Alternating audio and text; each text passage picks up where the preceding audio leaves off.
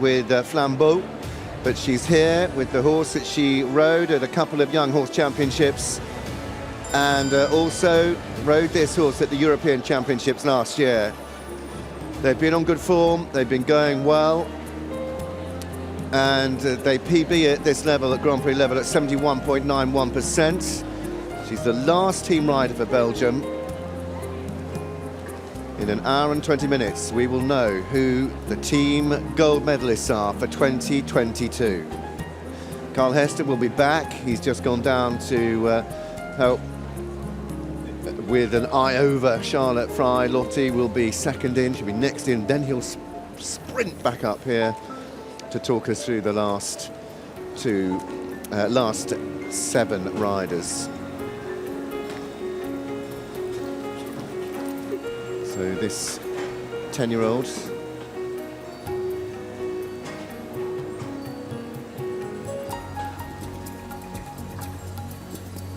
personal best, already beaten that in the first few movements of her test.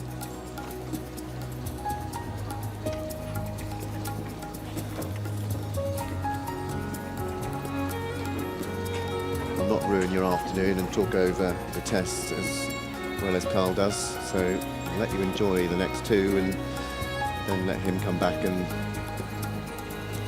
give his expert eye on the remaining 7.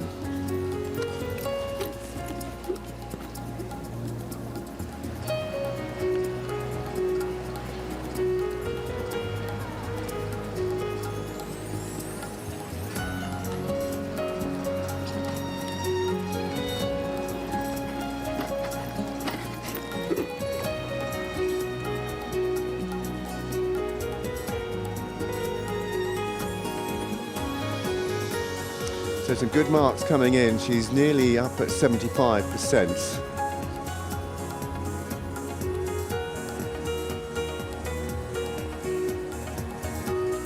Seven and a halves, pretty much across the board for the extended trot.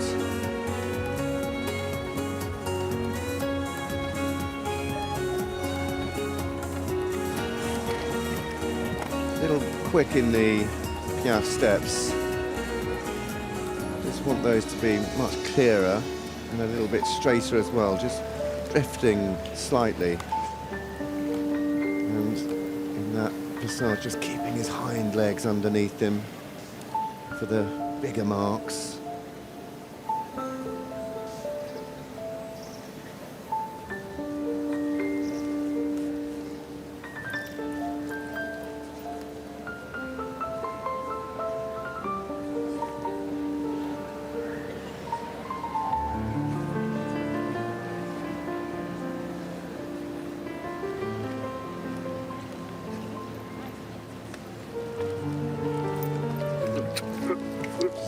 Ground cover in the walk.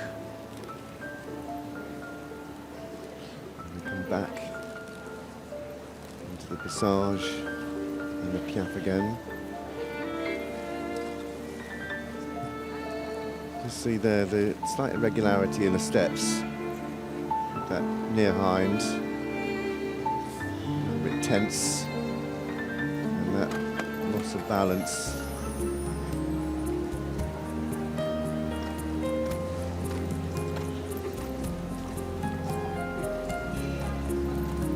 Lovely looking horse this, and 10 still very young.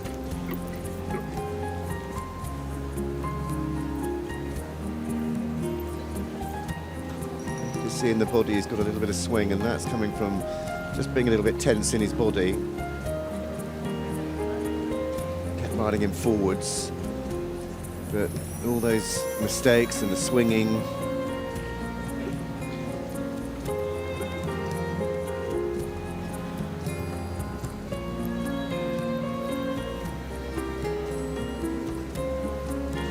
Brave.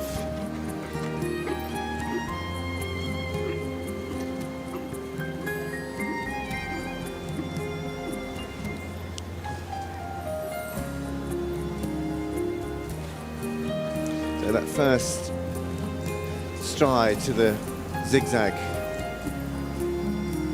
just is testing him a little bit, isn't he, in the arena? And you never know what you're going to get until you get in there.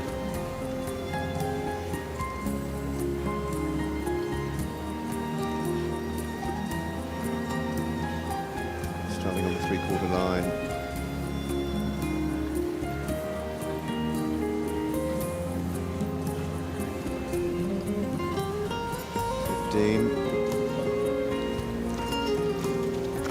Good.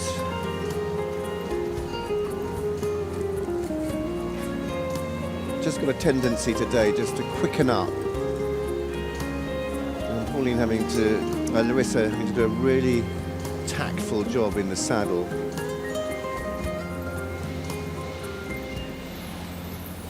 Line change at X.